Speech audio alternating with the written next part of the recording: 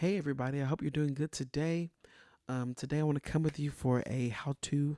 I always get calls and people always reach out to me asking me, hey, what is your process of using Ableton? How do you do Ableton? How do you use tracks and stuff?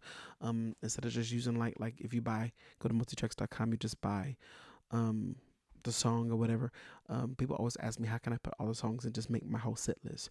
And so today I want to show you um, our processes here at the church that I serve at, of how we use our tracks. There are a few different ways that you can use it. You can use this is session view, or you can use arranging view, which looks like this.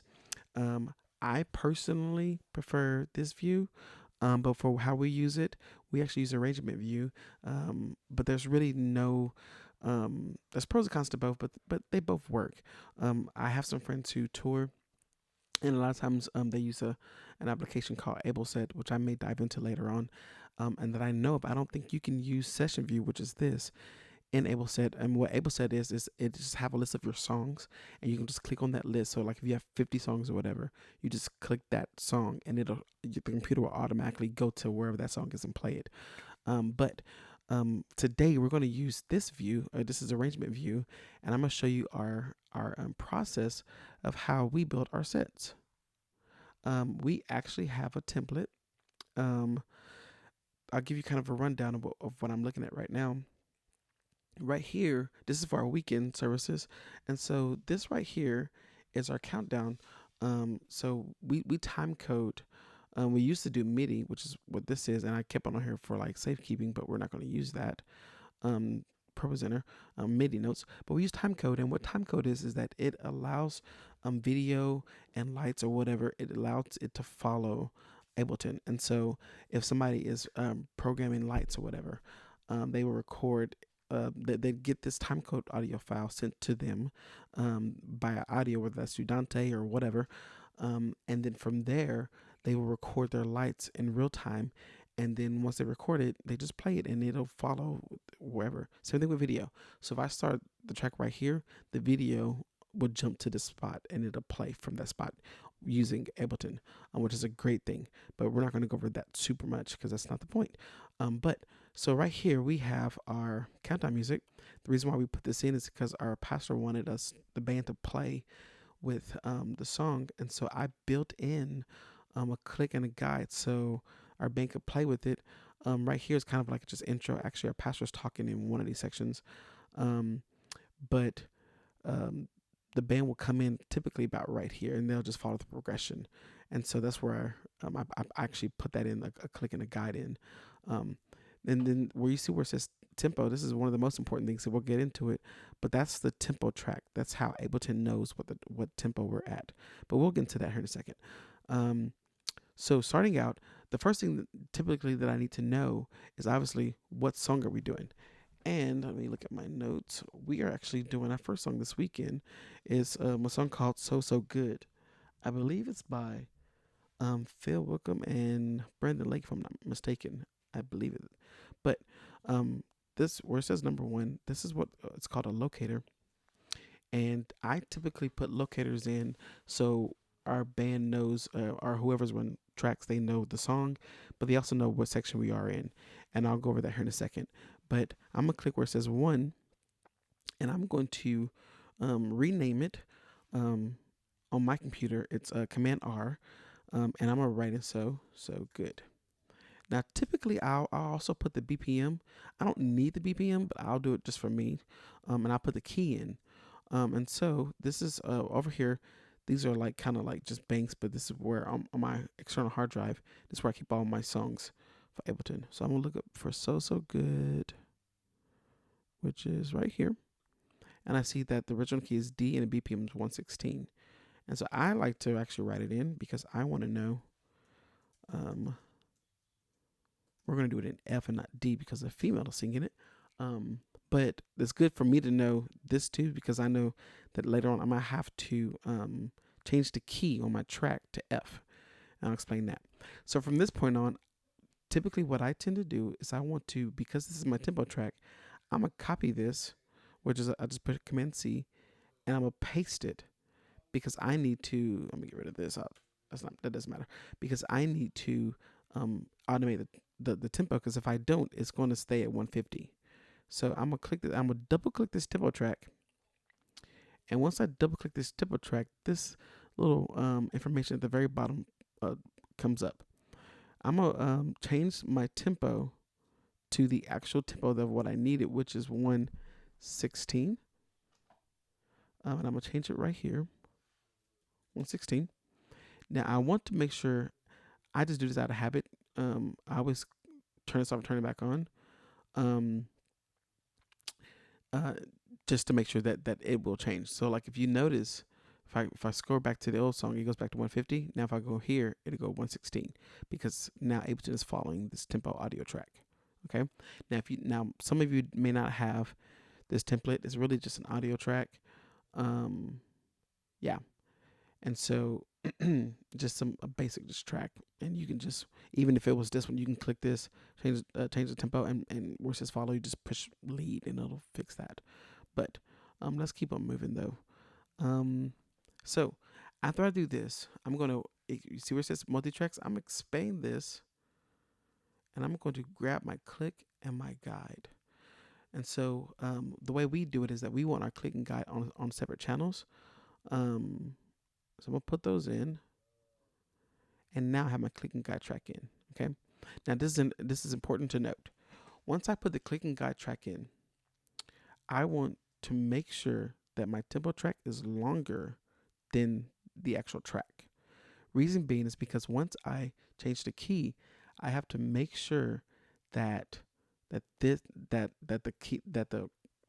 BPM is in sync, because if I change the key, the wave files will just mess up and stuff. But I'll try to show you, but actually I probably can show you on this one. If you look at this one, this changes whenever I change that tempo, and it does the same thing with the track. The track is in 116. I'm sorry, 116. And so I have to make sure that this is 116 and it's longer, because if it's not, then some of the audio files is going to get squished. Now I'm actually going to delete all of this stuff right here, because we're not going to use time code for the songs, because we're going to have somebody do the lyrics. If we didn't have somebody doing lyrics, I can then go up and push this this track that I deleted up to this point, and I could go on Pro Presenter and I can actually automate it with time code, but we have somebody that's doing that, so I'm not going to worry about it. So after I put in the click and guide, I'm going to go in and I'm going to select all of this besides the guide.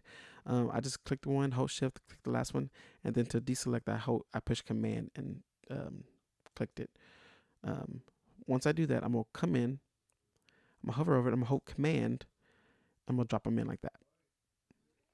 From that point on, I'm going to minimize these. The reason why I did that is because I want to reorganize them. I tend to want my tracks to be grouped a certain way, and you'll understand this the more I go. But reason being is because when I change keys, you never want to change the key with percussion. If you change the key with percussion, it's going to sound kind of weird and wonky, and so it's just best to not change the key with percussion. So I'm gonna reorganize this. I like drums, bass, acoustic, electrics, piano, keys, whatever, and then at the very bottom, vocals. That's typically the order that I prefer. And so let me change this. We're gonna put that underneath like that, like so, like that. I'm gonna push loops because that's percussion. Synth bass is going underneath bass. Piano's gonna go before keys, just like that. Now, just to make it more structured, I'm gonna grab this whole thing. I'm gonna push Command G, which is gonna group it. Then I'm gonna push Command R to rename it. I'm gonna name it So Good. Now, if you want to, some people don't really care, but you can also right click and this little icon will come up, and you can put whatever color you want for the main, and then right click again and assign tracks to where all of it is one, so you know what song you're on. All right. So from there, I'm then going to go on, and let's go ahead and change the key now, because so this track is in D and I need it to be in F. So that's 3 steps up. So because it's D, D sharp or E flat, E, and then F. So that's 3 notes going up. So I'm gonna right click one of them until this little icon comes up, and then I'm gonna hold shift and go to the very last track. I'm gonna click warp. If you don't click warp, it's not the the wave files and stuff is just going to mess up. So make sure you click warp and then you click complex pro. By the way, I'm not super smart with this stuff. I have friends who are like amazingly smart in this stuff. I'm not one of those. I just know the basics, okay? So you put it on pro, complex pro, and then right here where it says pitch, you're gonna click that and you're gonna put 3. The reason why it's 3 is because it's D, then it's E flat, D sharp, that's 1, E is 2, and then F is 3. Okay? So now this should be an F. Okay? So from then, this is what it'll sound like actually. Versus this. Okay. Alright, so from there, I want to go in and I'm going to put my locators in. Now, I have a shortcut that I made, which I can do another video about that later on. But I have a quick shortcut because I'm always doing locators that I'll show you later on. But before I do that, for some reason, Ableton tends to glitch, and I can't use my locators until I actually go and create a locator. But for those that don't have any shortcuts, what you'll do is, I know that this is the intro. Oh, sorry, that was time code. Make sure this is turned off. Or if you use time code, you need to make sure it's under the right channel out. But I don't need it. Sorry, that was really loud, but that's what that was. All right, that was time code. Anyways. 1, 2, 3, 4. So I know. So that's the intro. Now we're not going to use. We're probably not going to use that part of the song. Actually, I need to keep that. we're not going to use that part of the song. And so what I'm going to do is I'm actually going to go to create, add locators. And I'm going to do this arrow for AbleSet, and which I explained AbleSet earlier. AbleSet just helps me click the song or whatever, or I can go and I can click the course and it automatically goes to the course. AbleSet is a completely different program from Ableton. A lot of people use it on tour. I'll explain that probably in a different video. But I'm going to put that, and then I'm going to put intro.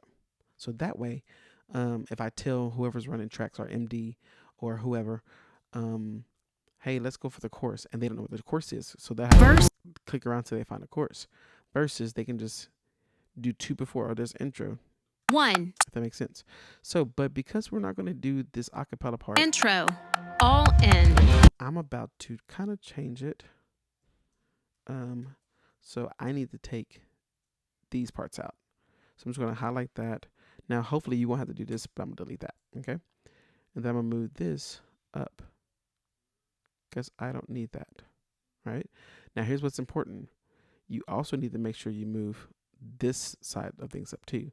But I want this part right here. Intro. I'm gonna grab that, I'm gonna highlight it, grab it, move it to the front. So that way Intro 2, 3, 4. My God, it says intro 2, 3, 4. Okay. Now, because I cut that out, I need to make sure that my guide lines up. So I'm gonna push this up, and my guide should be right. And I can tell because of my marker. Right? So there's intro. Intro 2, 3, 4. Okay.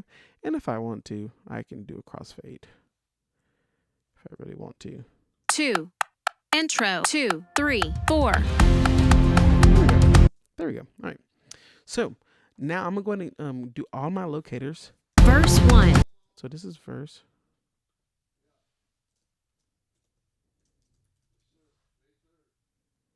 Okay. Verse 2. Bass. This is verse 2. So I'm going to add a locator.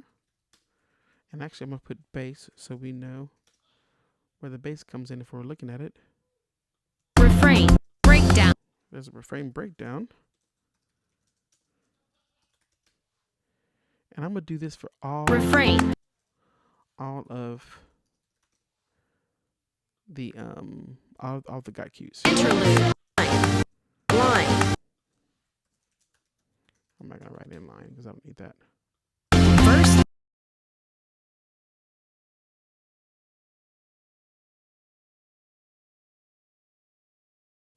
Ending.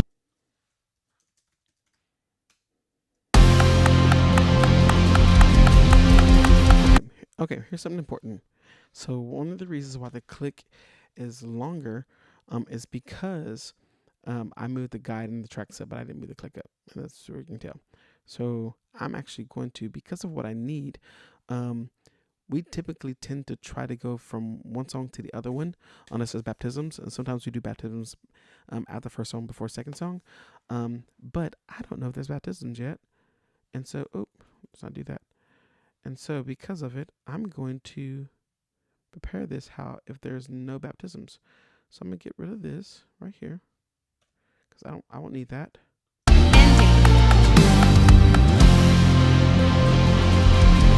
So the next song is also in F. We're doing Easy.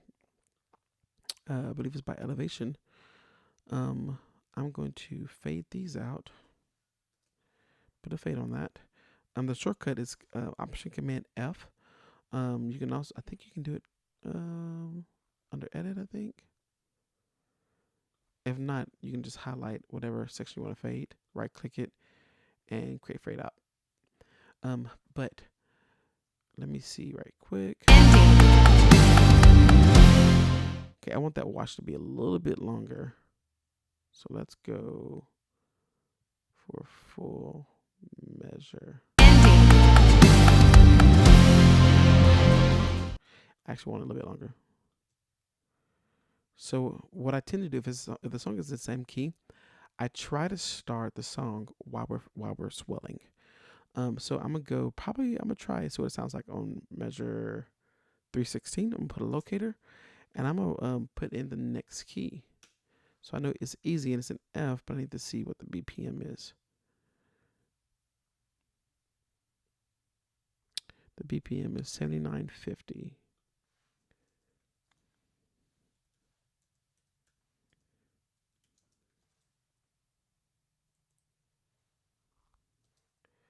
All right.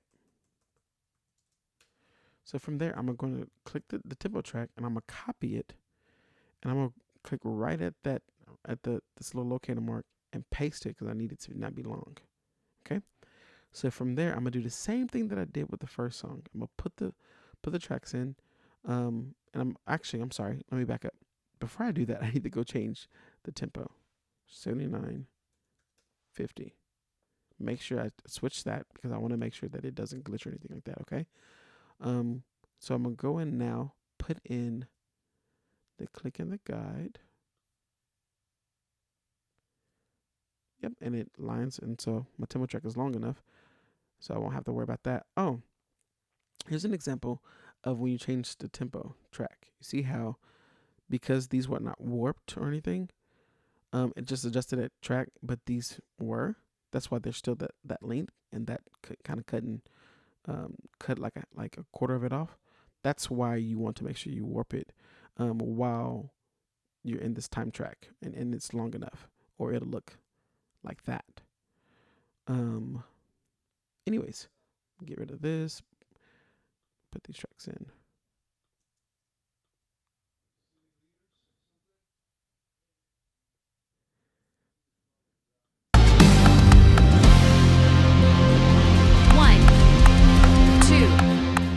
Intro 2, 3, 4. Okay, so I have two options. I need to either make this swell a little longer, or I need to push up.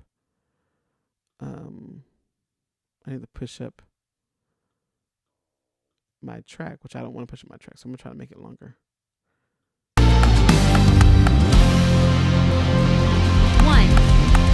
2. Intro 2, 3, 4. Okay, I actually lied because I forgot that our singer texted me and told us that she wants to do it in the original key, which is in C. So the way we're going to do this is that we have to make sure that right whenever the track comes in, the band is going straight to C immediately. Or it's not on the 4. I wish it was on the 4 because then it'll just set us up. But I believe it's on a, no, it's on a 6. It's on A minor if I'm not mistaken. I don't know what I'm talking about. Ending. 1, 2. Intro 2, 3, 4. Okay. Now, obviously, it'll go smoother live with the band. So now that I'm done with that, I'm done with this song. This song is completely done. I'm going to now move on to the other song and put in the locators. Verse 1. Breakdown.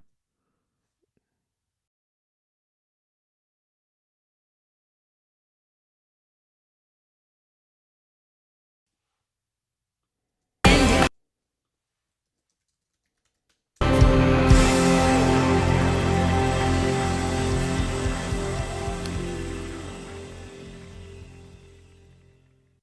Okay, so typically I try to stop, um, but I think I'm going to go ahead and let it go ahead and completely wash out.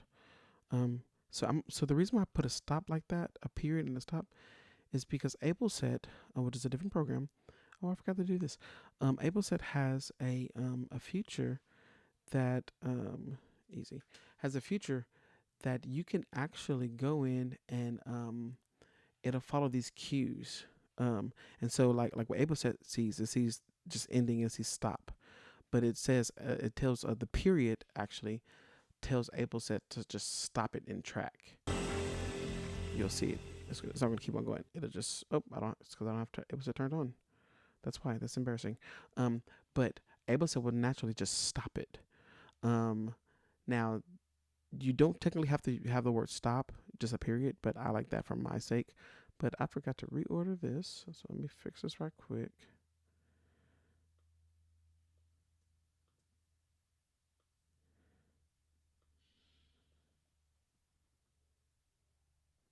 Okay, and I don't have to change the keys. So that song is actually done. I'm gonna copy this one. Now um, we actually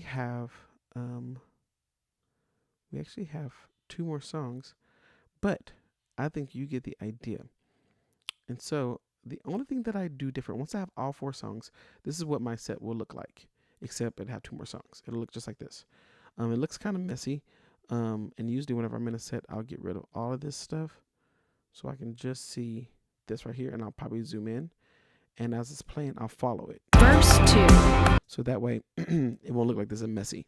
But the only thing that I do differently, and I typically do this for altar because we don't usually use tracks for altar, is I'll go in and I'll put this loop in. I'll click, let's say 72 BPM loop ending. The reason why I put these in is because these are subcategories to the click. And so let me get rid of this. Now this is a little feature that they got to show me about this process of tracks. With this method, because there's a few methods I use when doing live tracks, but this is the one we use here. Michael showed me this little. He made this little loop to where when it's enabled, it'll actually just kind of just keep on going round and round. Once it hits this marker, it'll start right back here. From my old church, we used to use I think somebody told me that this was called Foundations or something like that. I never knew where we got it. I just know that's how we had it. And you may not have access to this. If you don't have access to this, it's okay. You can just turn on Ableton, click, and this click right here, and it'll just keep on going round and round. But I like to have the count in, and I don't know how I got. I got this from my old worship pastor that I sat under when I first started in church ministry way back when. Well, on this side of things, and I've always had it, and it's great. 1, 2, 3, 4. And so once it hits this marker, it's going to just start over at this locator. Okay, that's another thing to note. Whenever you do, like if you do whatever kind of loop process, it's going to loop it to the actual locator. Okay, the one that's before it. And so that's important to know. If I push this back and it hit right there, it would hit the ending, which doesn't make sense for us. So I'm gonna group these together because I liked click/guide. So that's my entire process of how we make tracks. The only thing that I did not explain is on our template, we have these channels down here. So we do this for simplicity, but also if we were to get off the track, Michael showed me this little trick where we put I think we put a compressor on it. I think is what it was, or was it a compressor? No, it was a gate. We put a gate on it that if we get off the track, we can still have the click and guide. And we just push for us, it's a hotkey that we put in. It's the M for mute, and the tracks will actually. Oh, I don't have it routed. Hold on a second. That's important. That's embarrassing. So you have to make sure that you route everything. One reason why I like to group everything, not I'm sorry, sends only. So this is your sends right here. This is your auxes. So you want to send all of this to your auxes. But I have it grouped like this because I also need to go in and make sure that A is BGVs, B is perk and bass, C is guitars, and D is keys. This is also important because this is how we send our audios to our front of house and into our broadcast station. And so our BGVs is on channel 3, which I can't do it here because I don't have Dante or our interface plugged in. But this is perk and bass goes on channel 4. Guitars goes in 5 and 6, and keys is 7 and 8. And our clicks, so we actually have our click on separate channels. It's 1 and 2, and so I can actually go ahead and change that now, but I'm not going to worry about it for the sake of time. But I need to go ahead and group these. So this is D, because keys is under D. Guitars is C, so I'm going to get all the guitars and make it C, and bass and perk is B. So now let's say that we're in our set and we get off. I can just push M and it'll fade it out. But it will keep the click and guide, which is super helpful. Chorus. All in. Yeah, so that's how I built our weekend set list. Something very important to remember is that you want to always make sure that you collect all and save. I tend to do this on my personal hard drive, but this is for, what is that date? The date is, I think, is 11 or 1/18/2026, I think. Yeah. I would just say this on my actual solid state hard drive to transfer it to the next computer, but I'm not done with this. So I'm just going to keep it on my computer. But you want to make sure you collect all and save, because if you don't, Ableton is not going to save the audio files. You want to make sure that you save, it'll save the information, but not the audio files. And so if you collect all and save, it'll save the audio files. So my computer's running really slow because I have like 4 big things turned on. Anyways, well, thank you for watching this. If you have any questions, let me know, and God bless you.